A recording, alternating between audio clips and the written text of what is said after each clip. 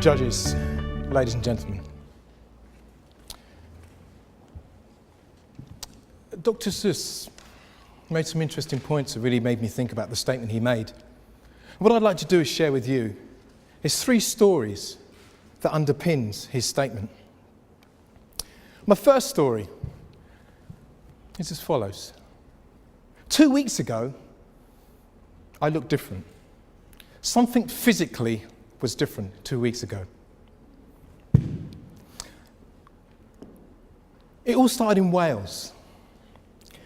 I was working with some young people, and I was the group leader of 20.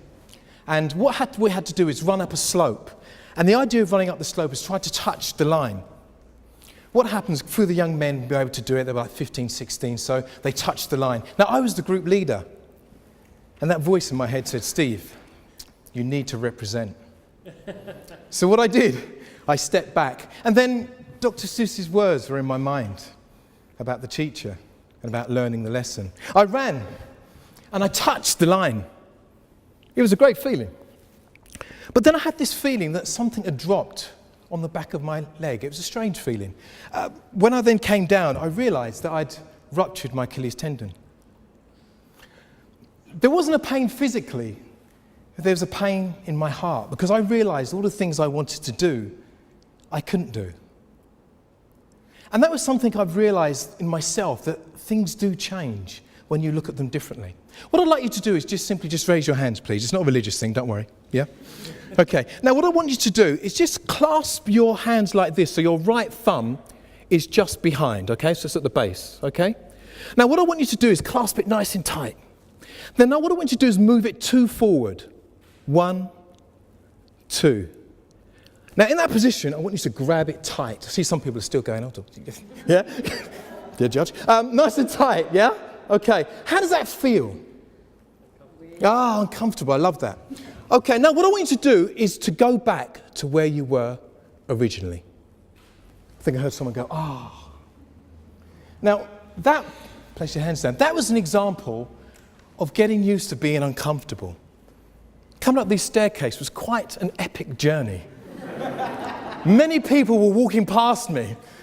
Come on, Steve, the judging's soon. Don't worry, I'll be there soon. But as Dr. Wayne Dyer would say, is when you change the way you look at something, the thing you look at then changes. So that was my first story, my first realization that things are different and can be different. My second story is as follows.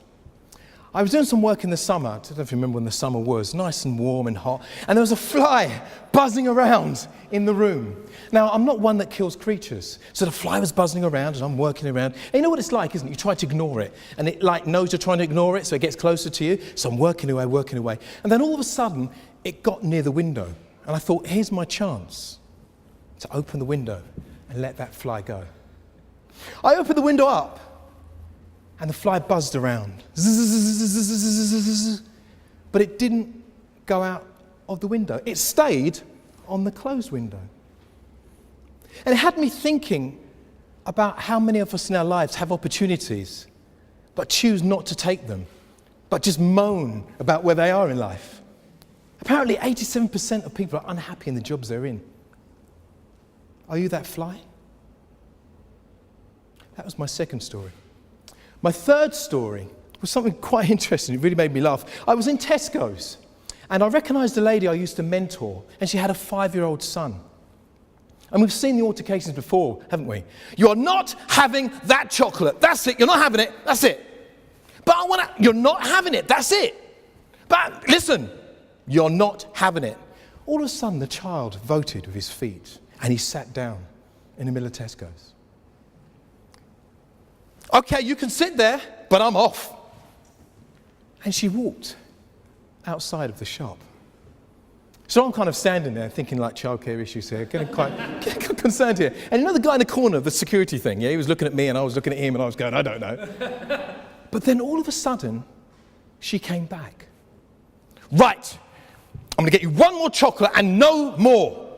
She picked him up and placed him on her shoulder and walked past me. She didn't recognize me. But as she walked past me, he looked at me and he went.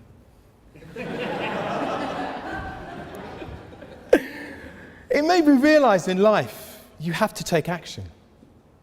How many of you are in situations where you haven't taken action?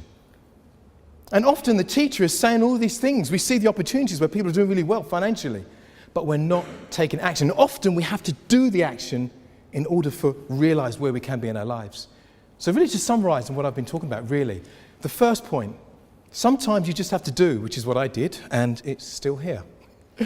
The second thing to bear in mind is that fly. Are you someone that needs to move from where you are at the moment? Remember, 87%.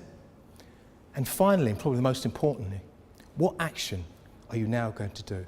And what I want to leave with you, which is so important, it's something I've always thought about, is to ask yourself this question. When was the last time you did something for the very first time?